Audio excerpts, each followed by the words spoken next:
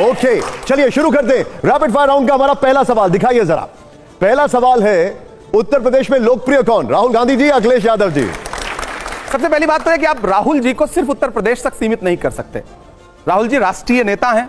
मैं नहीं कर रहा हूं, मैं उत्तर प्रदेश की बात कर रहा हूं अभी बस। नहीं, मैं अखिलेश जी भी बहुत शानदार नेता हैं, लोकप्रिय नेता हैं, पूर्व मुख्यमंत्री हैं और लोकसभा चुनाव में इंडिया गठबंधन के साथ बहुत शानदार प्रदर्शन हुआ है, तो हम दोनों गठबंधन में हैं।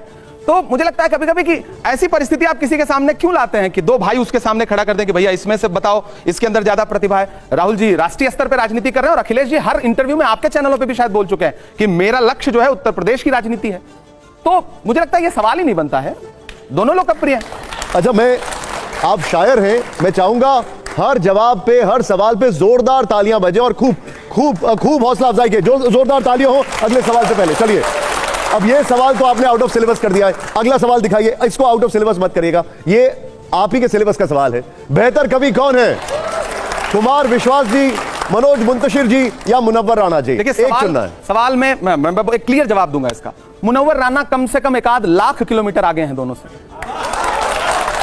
ठीक है, मतलब कोई जोड़ ही नहीं, कोई तुलना ही नहीं। ठीक है, अभी आप जो नाम लेके सोच रहे थे कि नाम ले सकते हैं नहीं ले सकते, हम ले लेते हैं, लेकिन जोरदार तालियां हो, जोरदार तालियां। अगले सवाल से पहले आइए जरा, दिखाइए जरा यहां पर हमारा अगला सवाल क्या है, प्ले करिए। बेहतर उद्योगपति कौन, गौतम अडानी या जॉर्ज सोरोस? पहली बात तो ये कि इनका तो मतलब इनके बारे में तो मुझे लगता है कि हमारे जो विदेश मंत्री हैं जयशंकर जी वो ज्यादा जानते हैं, क्योंकि उनके बेटे का नाम जुड़ा। कई भाजपा के सहयोगियों के साथ सहयोगी ऐसे हैं जिन्होंने इनके फाउंडेशन से वो लिया है, फंड लिया है। वो बहुत अच्छे उद्योगपति हैं क्योंकि उन्हें पता है कि सरकार से कैसे काम लेना है और सरकार को अपना बना के कैसे रखना।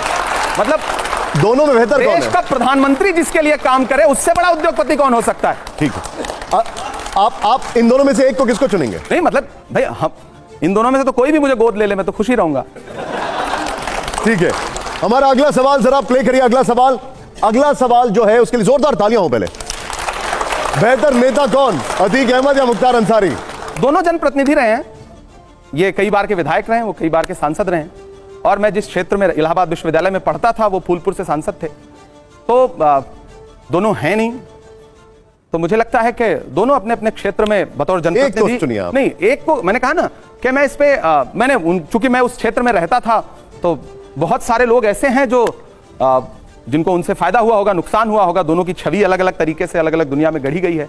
तो आप बस टच करने वाले थे, फिर पीछे हट गए। कौन है बेहतर नेता? नहीं, आप मतलब आपके हिसाब से तो सवाल का जवाब नहीं दूंगा ना। बिल्कुल नहीं, अपने हिसाब से बता दीजिए। शब्द है, मैं यही तो जानना चाहता हूं, आपके हिसाब से बेहतर कौन है? नहीं, अब मुझे लगता है कि देखिए, फिर से सवाल देखिए, बेहतर नेता कौन? नेता देखिए, अगर इस पैमाने पे आप जाएंगे तो वो सांसद और विधायक दोनों रहे, ये सिर्फ विधायक रहे।